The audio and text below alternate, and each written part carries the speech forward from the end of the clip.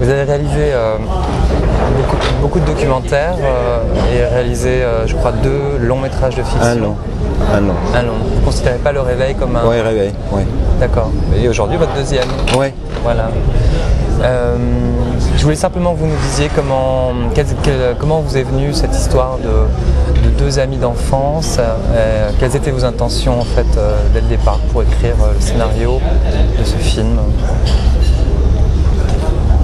Je crois que pour moi, on ne peut pas avoir dès le début une idée complète.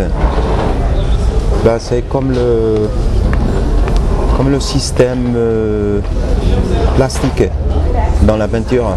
Oui. On jette les premières couleurs et après on les efface, on met quelque chose dessous. Et c'est le système de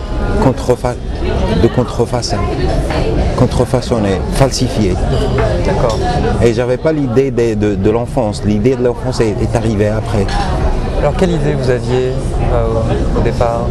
J'avais l'idée vraiment originale, c'était que j'ai fait une recherche dans les prisons en Italie, là où il y a des mineurs.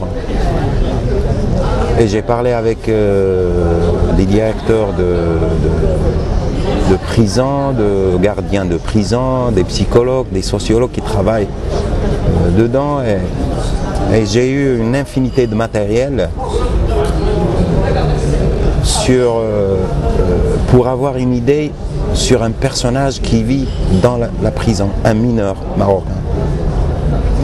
L'idée de base c'était comme ça. Et chemin faisant, tout a pris à notre parcours.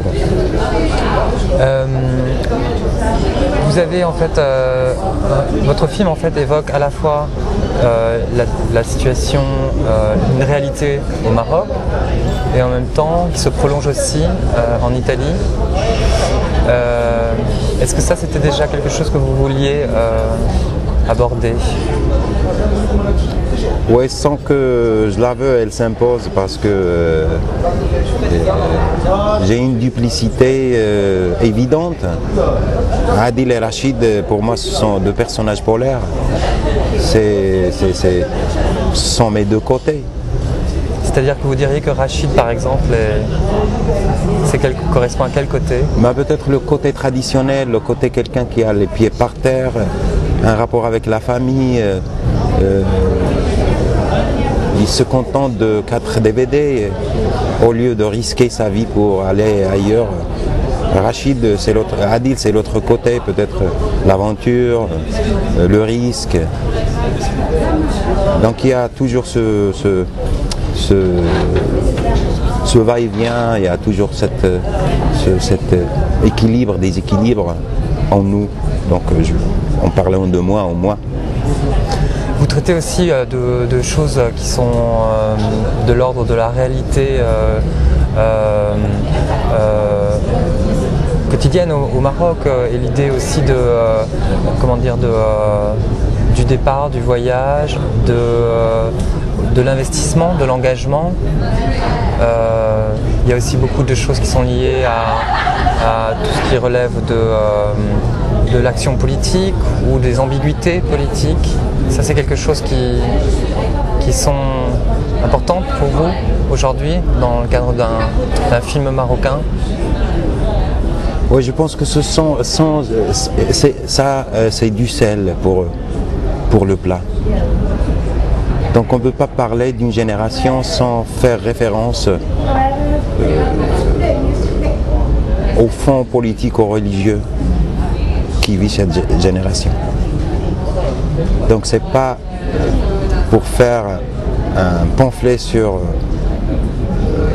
la politique ou sur l'économie ou mais juste des accents pas pour appuyer, pour s'y appuyer, voilà. Comme la musique a besoin du silence.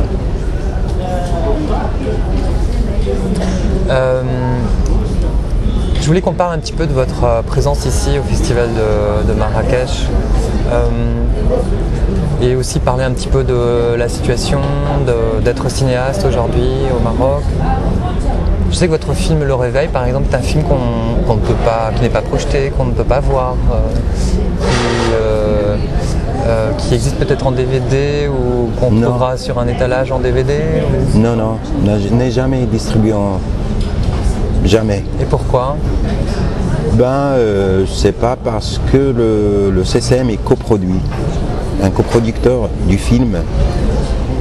Et les droits du film au Maroc sont du CCM et j'ai jamais voulu me mêler dans cette affaire. Peut-être que Réveil arrivera après Adil. Sa saison n'est pas encore arrivée. Il va être découvert après Adil.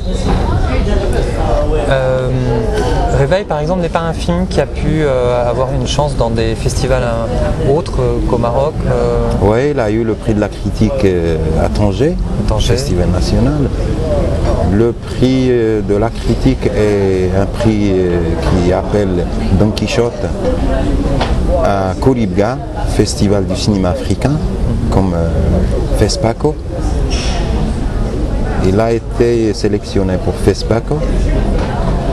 Il était à Panorama à Rome, aux États-Unis, à Saint-Denis, mais il n'était jamais distribué. Aujourd'hui, là, dans le cadre du festival du film de Marrakech, vous faites partie d'une section qui s'appelle Coup de cœur. Alors que moi, par exemple, en tant que cinéphile et spectateur, je trouve que c'est un film qui devrait être en compétition. Oui, mais on ne peut pas juger le choix des sélectionneurs parce que c'est un manque de tact parler de ça. Le film a son parcours et déjà Coup de cœur pour moi c'est un coup de cœur, un vrai coup de cœur. Je suis satisfait, je suis content. Avec ce film, en fait, comment vous voyez l'évolution de votre cinéma? Est-ce que vous avez un regard critique sur justement vos propres films?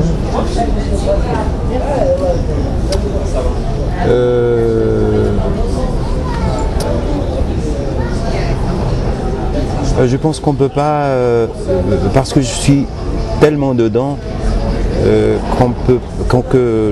au point où je ne peux pas me regarder de l'extérieur.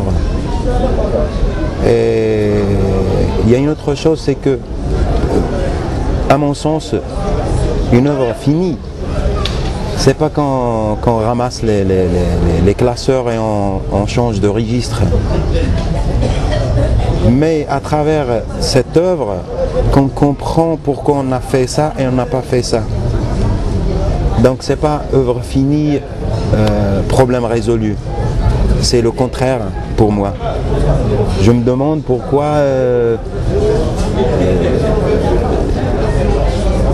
j'ai pris le personnage de Soumia comme ça et pas comme un autre personnage.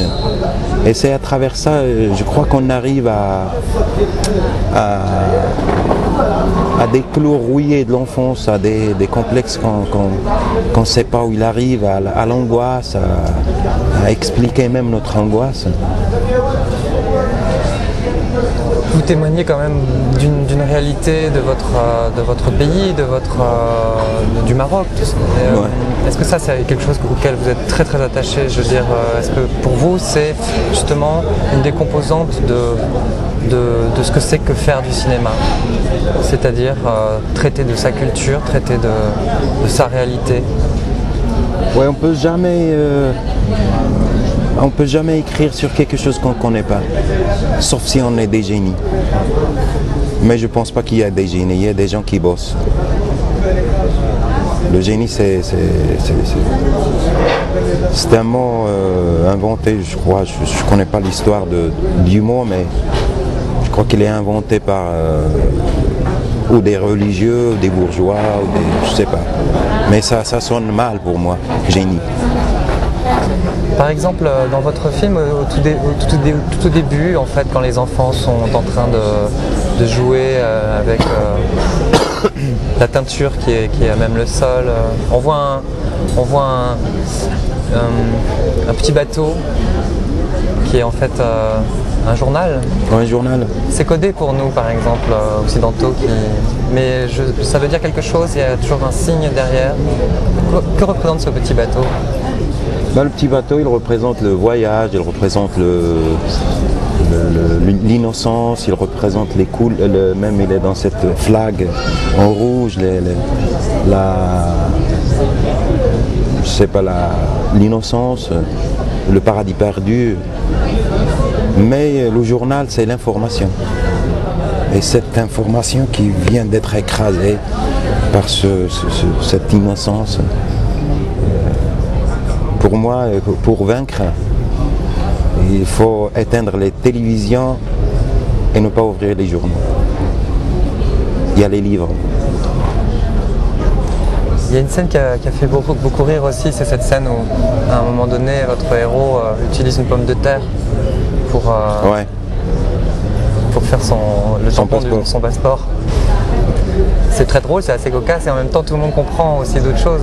C'est-à-dire, c'est par ce biais-là aussi que vous trouvez, que vous utilisez le cinéma avec humour, un peu de détachement et en même temps avec derrière toujours une réalité. Oui.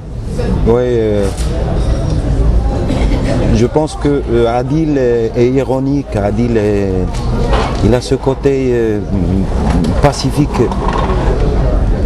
en soi-même, entre lui et lui.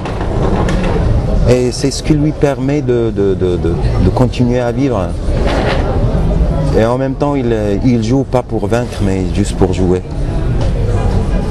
Donc cette ironie, on la trouve avec le raciste dans Salaborsa, quand on lui dit « non, ne me touche pas ». Lui, il lui répond « ne t'en fais pas, après je me lave les mains ». Et il lui donne du fanatique. Ça, c'est pas pour dire « ah, mais l'Occident est raciste », mais à travers des gestes simples, mais sans juger. Parce que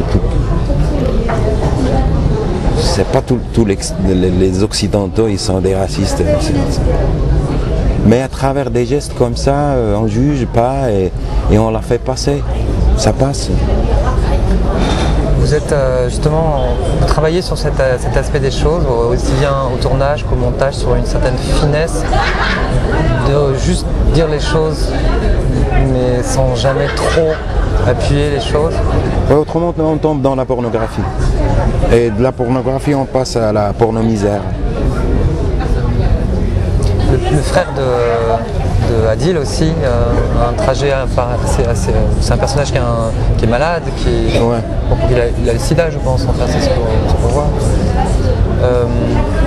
On comprend aussi par un plan très bref qui semble regarder des garçons. Ouais.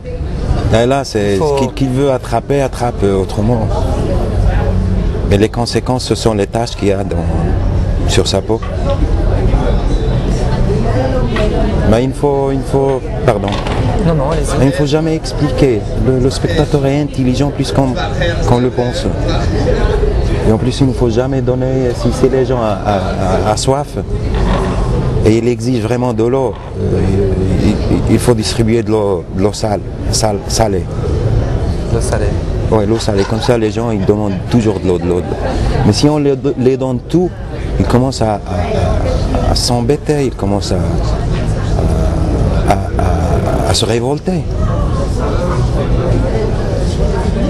Pour finir, je voudrais parler de la situation de la production du cinéma au Maroc j'aimerais que vous nous donniez votre impression de ce que c'est qu'aujourd'hui de faire des films au Maroc quand on est un auteur et quand on est aussi confronté à une érosion des fréquentations dans les salles. Je crois que tout le monde en parle quand même.